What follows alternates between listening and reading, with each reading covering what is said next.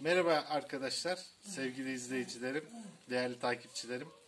Bugün sizlere yine bir tamir videosu paylaşacağım. Bugünkü tamir videomuz araba videosu değil.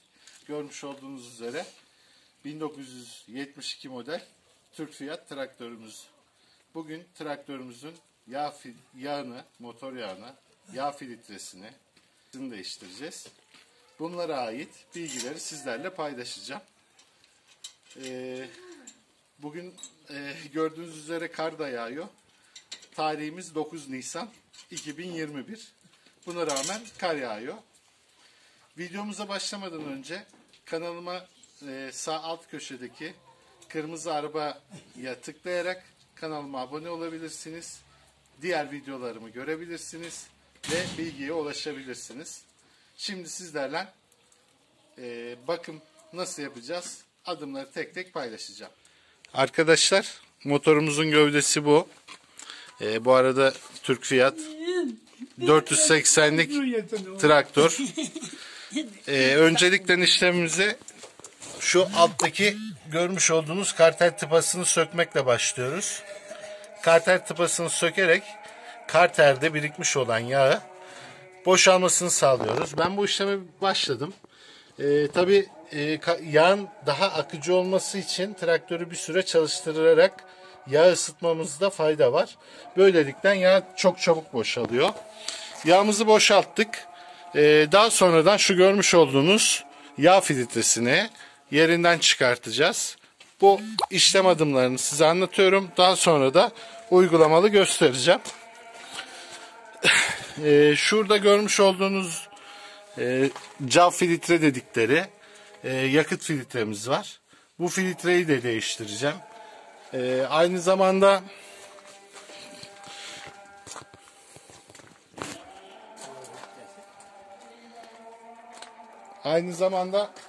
traktörümüzün ön tarafında hava filtremiz bulunmakta. Bu hava filtresinde şu alt tarafında yağ var. Bu yağı da güzelce mazotla temizleyeceğiz kabını. Sonra yağ ekleyerek hava filtremizi de yenilemiş olacağız. Bu hava filtresi normal araçlardaki gibi değil. Tamamen yağ. Buradan çekilen toz yağ birikiyor. Yağdan da filtre edilerek hava motorun yanma odasına gidiyor. Bu şekilde işlem adımlarımız olacaktır. Şimdi nasıl yapacağımızı göstermeye geldi sıra. Arkadaşlar, şimdi şu bahsettiğim kör tapayı söküyoruz. Ben daha önceden sökmüştüm. Yaklaşık 5-6 litre kadar yağ çıkmıştı. Yalnız işte motorun üst taraflarında kalan yağların da süzülmesi amacıyla tekrar taktım tıpamızı. Yukarıda biriken yağlar tekrar aşağıya inmeye başladı. Yağ boşaltma işlemini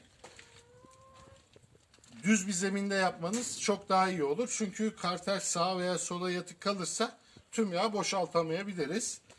Yağ boşaltma işleminin tamamen süzülmesini, yani o karterdeki yağ tamamen bittikten sonra yağ boşaltma işlemimiz bitecek. Sonra yağ filtresini sökeceğiz. Yağ filtresini de şu şekilde söküyoruz arkadaşlar. Şöyle zincirli yağ sökme anahtarımız var. Şöyle geçiriyoruz yağ filtresinden.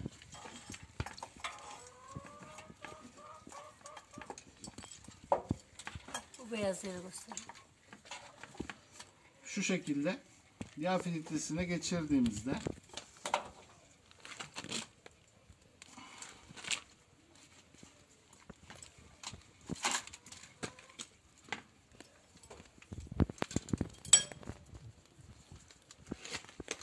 bu ara dar, o yüzden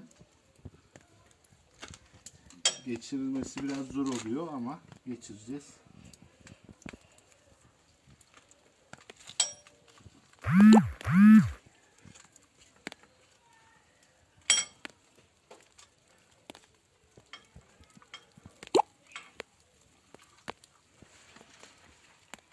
Evet arkadaşlar, geçirdik yağ filtremizi de.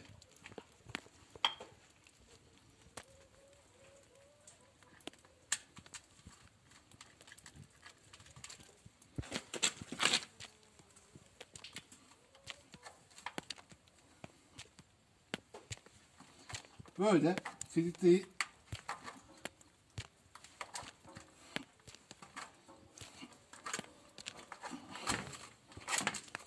gevşettikten sonra elimizden de çok rahat bir şekilde alabiliyoruz.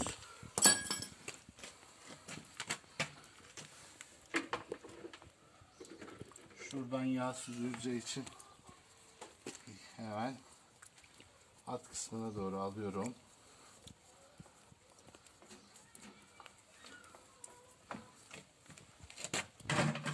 Ve yağın süzülmesi için buraya bırakıyoruz. Yağ filtremizi de sökmüş olduk arkadaşlar. Şimdi şu kısımları temizledikten sonra şuradaki yağın bağlı olduğu motor bloğundaki yeri güzelce bezle temizleyeceğim. Şu yağlar gitmesi için. Sonrasında ise yeni yağ filtremizi takacağız.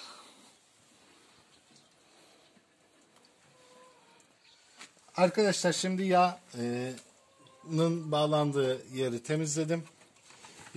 Yeni yağ filtremizi takacağım şu an.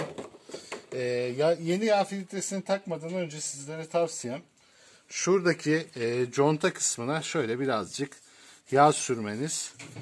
Hani aksi takdirde orada sıkışmaya ve contanın bozulmasına sebep olabiliyor. Şimdi yağlama işlemini de yaptığımıza göre filtremizi takabiliriz yerine.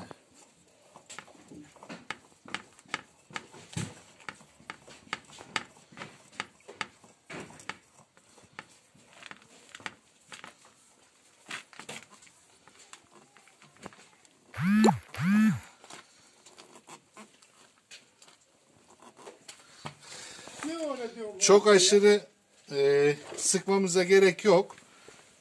Bir miktar sıkmamız yeterli olacaktır. Şimdi ben buranın boşluğunu da aldım. Şu anki aşamamız yeni motor yağını motora koymak. Merhaba arkadaşlar. Şimdi yağ filtremizi değiştirmiştik. Bir sonraki adım olan motor yağımızı motorumuza koymaya geldi sıra.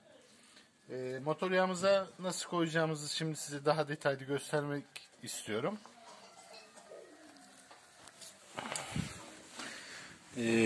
Arkadaşlar burada görmüş olduğunuz motorumuzun yağ kapağının bulunduğu yer. Bu da yağ kapağımız. Ben buradan söktüm. Motorumuzun sağına soluna yağ damlamaması için şöyle bir huni kullanırsak daha iyi olur. Motorumuzun yağını koyarken böyle bir huni kullanıyorum. Motor yağımız da bu. Şimdi motor yağımızı dolduracağız. Yaklaşık bir 7 litre kadar yağ doldurduktan sonra seviyemizi kontrol edeceğiz. Normalse yağ filtresini değiştirdiğimiz için motorumuzu çalıştıracağız. Çünkü yağ filtresine de gitmeli. O ne kadar da olsa bir 200 mililitrelik yağ çekecektir. Bu çektiği yağ da tekrardan o filtrede kaybolan motorun içerisindeki yağı da tekrardan ilave ederek motor yağ değiştirme işlemimizi bitireceğiz. Şimdi ben yağ doldurma işlemine geçiyorum.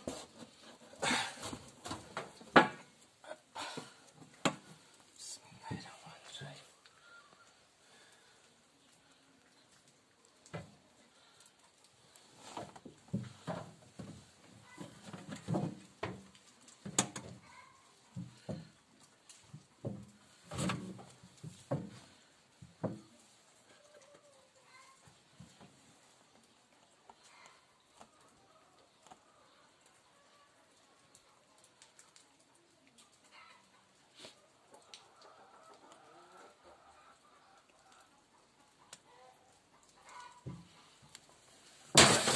Hava soğuk olduğundan yağın akışkanlığı da daha koyu kıvamda, akışkanlığı da yavaş oluyor.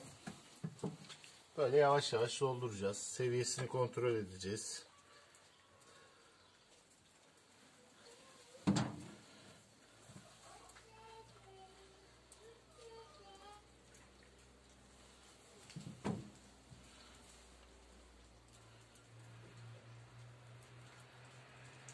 Tenekemizin içerisinde 8 litre yağ vardı. Yaklaşık 5-6 litresini boşalttık. Son bir daha devireceğim.